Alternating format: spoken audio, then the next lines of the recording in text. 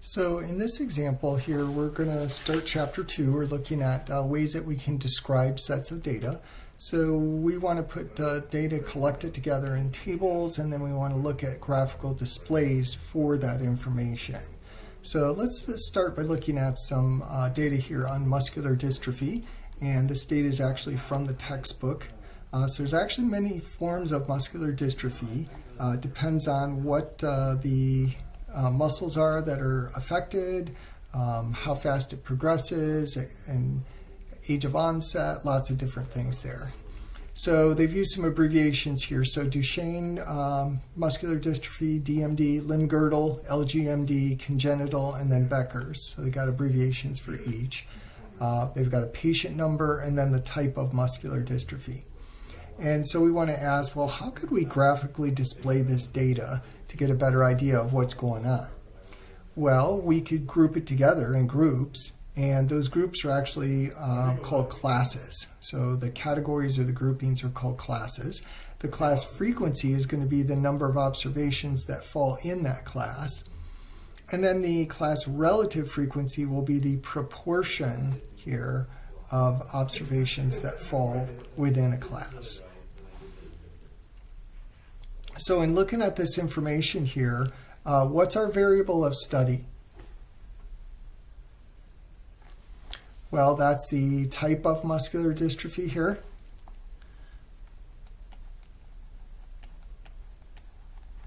And then is that variable quantitative or qualitative? Well, these types of muscular dystrophy, those are categories. So that's going to be qualitative data. So given that data, now let's go ahead and compute our class frequencies and then class relative frequencies. So down here I've got a table started for us. We've got type of muscular dystrophy, frequency, relative frequency, and then we'll also compute something called a cumulative relative. So the frequency of DMD, Duchenne, is just going to be the number of times that that occurs.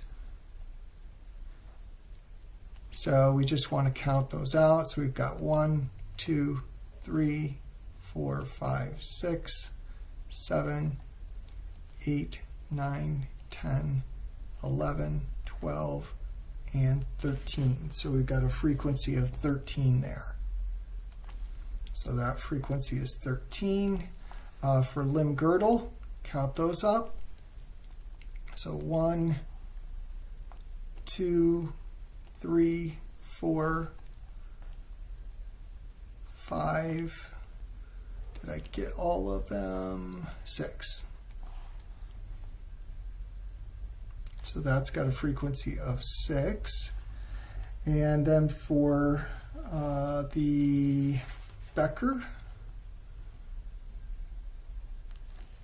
so let's see, 1, 2. And then CMD should be what's left here. 1, 2, 3. So those are my frequencies. And then if we total those up, we get a total of 24.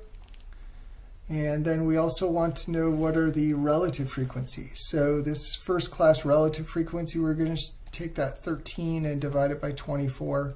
And let's go ahead and state these as decimals to 2 decimal places. So 0.54. And then take the 6 divided by 24. I got 0.25. And then the 2 divided by 24, 0.08. And then the 3 divided by 24, 0.13. And these summed up to 1.00. And then cumulative relative frequency. So what this means, what this data tells us is there were 13 cases of DMD, 6 of LGMD, 2 of BMD, and 3 of CMD. 54% of the cases were Duchenne, 25% were limb-girdle, etc. And then the cumulative relative frequency, this adds up the relative frequencies to that point. So you start with 54, And then the next cumulative be 54 plus 25, which is 79. And then the next cumulative would be 79, which is the first two, plus the third one, 0.08.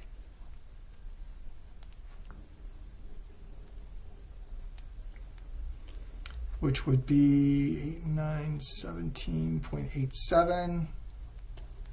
And then 0.87 plus 0.13, 1.00. And your last cumulative relative is always 1.00. So this is accumulating the percentage of cases in the first category, first two categories, first three, and then all four.